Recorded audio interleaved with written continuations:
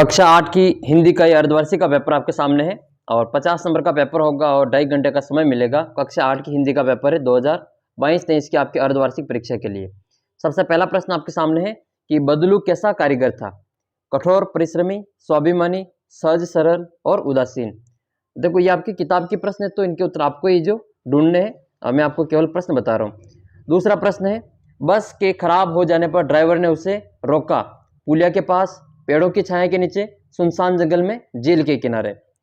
तीसरा प्रश्न है, दीवानों पर किस चीज का भार है? सफलता का, दुखों का, असफलता का, पराधीनता का। चौथा क्वेश्चन है, मनुष्य को किस तरह की राह पर चलना चाहिए? तो किस राह पर चलना चाहिए? पक्षियों की राह पर, बादलों की राह पर, प्रकृति की राह पर या फिर उपरोक्त सभी पर। नेक्स्ट है पांचवा क्वेश्चन, क्या निराश हुआ जाए पाठ के लेखक कौन है? हरिशंकर प्रसाई, जयशंकर प्रसाद, हजारी प्रसाद द्विवेदी और मैथिली शरण गुप्त। निर्माता निर्देशक अर्देशीर के स्वभाव की सबसे बड़ी विशेषता क्या थी? ईमानदारी, कर्मठता, सहनशीलता या विनम्रता। साइकिल प्रशंसक, तो इसमें आपको बताना है महिला खेतिहर, पत्थर खदानों में मजदूरी करने वाले औरतें और घरों में सफाई करने वाली महिलाएं और उपरोक्त सभी। नेक्स्ट है 8वां, आपा शब्द का प्रयोग किस अर्थ में हुआ है? आपा अपनापन में, परायापन में, घमंड में या इनमें से कोई नहीं। इनमें से कौन सा है जो उपसर्ग और मूल शब्द है उनका अलग करना है, अलग है। तो अभिव्यक्ति, परिवहन और प्रदर्शन और संगीत, इनमें से आपको मूल शब्द और उपसर्ग को अलग करना है।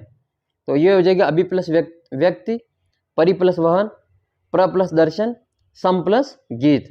और इसमें आपको प्रत्यय को मूल शब्द से अलग करना है।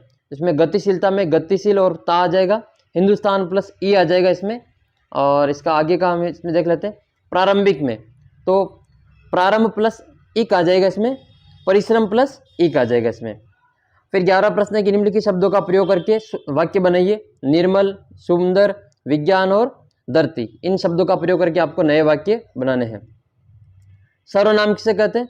तो सर्वनाम जो शब्द संज्ञा के बदले काम आते हैं उनको सर्वनाम कहते हैं। आपके उनके वेदों का वर्णन करना है, 6 वेद है, 6 वेद का आपको नाम लिखना है। और फिर आपको पर्यायवाची शब्द लिखने 4-4, घोड़ा का, पृथ्वी का, सोना का और गंगा का। मशीनी युग में बदलू के जीवन में क्या बदलाव आया? और ध्वनि शीर्षक जो कविता है इस यह हमें क्या संदेश देती है? ठीक है, तो ये आपको बताना है।